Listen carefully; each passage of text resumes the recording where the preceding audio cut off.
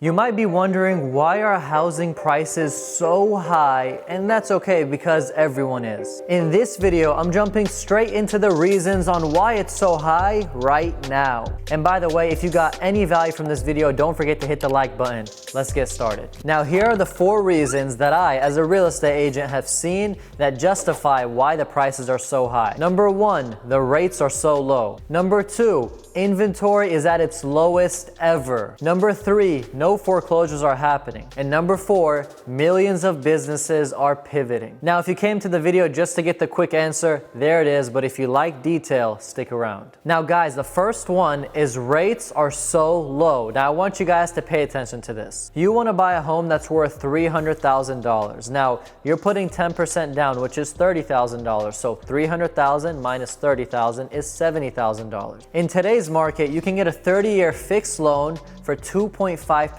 How do I know that? Because I'm doing it for my clients and I'm seeing it every day. 8 months ago, I had one of my clients get a 30-year fixed loan for 5.5%. Now today, you can get it for 2.5%. 8 months ago was 5.5%. Look at the difference, look at the margins. Now, it depends on your credit, your liabilities, and all of that stuff, but I'm giving you what I'm seeing right now with the current deals I'm working. If you get today a 30-year loan for 2.5% at a loan of $270,000, your monthly payment will be $1,066.83. If you got this exact same rate 8 months ago at 5.5%, your monthly payment will be $1,533.03. The savings in today's market, if you got a loan today versus 8 months ago, is going to be $466.20 every single month. That's $5,594.40 every year. So when you talk about why are house prices so high, this is a big reason. People can't believe the savings that they're getting right now and want to lock in that 30-year fixed rate. The next point is we have the lowest inventory ever. I'm not talking about just today or yesterday, ever. The lowest inventory. Now you wonder why.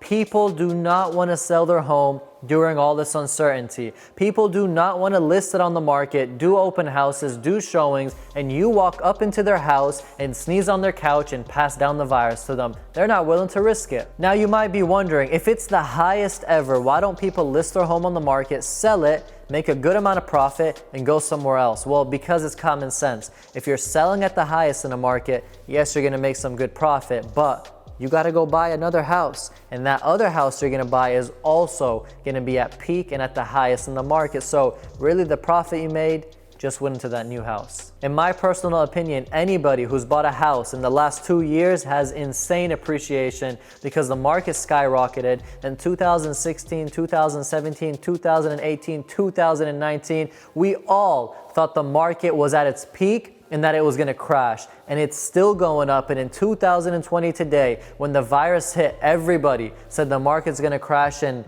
it's crazy. It's only just going up. Now, there's a lot of concerns for that, and there's a lot of anticipations on it to actually crash. But for right now, demand's blowing up for residential housing. The next point is no foreclosures are happening. For those of you that don't know, I specialize in foreclosures. I used to go to the county courthouse steps, bid on homes, buy them, remodel them, flip them, or rent them, depending on the strategy. Now, I haven't went for the last 8 months. Ever since the virus hit, there's no foreclosures going on. Ever since the virus hit, there used to be hundreds of homes going to the auction every single month. Now, 1, 2, 3, 4, if even 5, barely any homes because there's restrictions and foreclosures can't happen because of forbearance. So that's a huge market that's just been pulled. Imagine hundreds of homes going to foreclosure, new buyers, new listings, new sales, and the people who got foreclosed on go find other homes. The people who bought those homes that got foreclosed on remodel them and flip them,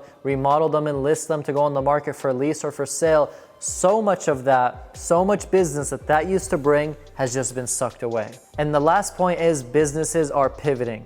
In life, guys, you got to understand one thing. If you can't pivot, you'll be dead. The market's always changing, business is always changing. So if you're an entrepreneur, if you're in real estate, you got to be ready to pivot. Millions of businesses are pivoting and they're telling their employees, hey, stay at home, we'll still pay you, but don't come to the office. And they're canceling leases, and they have good reasons to cancel because the virus. They now have a way out of their leases, and they're canceling leases that they're paying thousands of dollars every month for, saying, hey, we'll just put the employees at home, we'll pay them bonuses from the money that we were already paying for rent, we'll pay it as bonuses, and we don't need any offices. So most of the people are working remote. Now here's what's happening for homeowners. What they're doing is two things. Number one, they're staying in their home, they're comfortable, and they're not gonna sell. Number two, they're saying, hey, I need an extra bedroom to make it into my office. I wanna sell my home and buy a home. That's not happening to many. In fact, majority are staying home, sticking with their equity,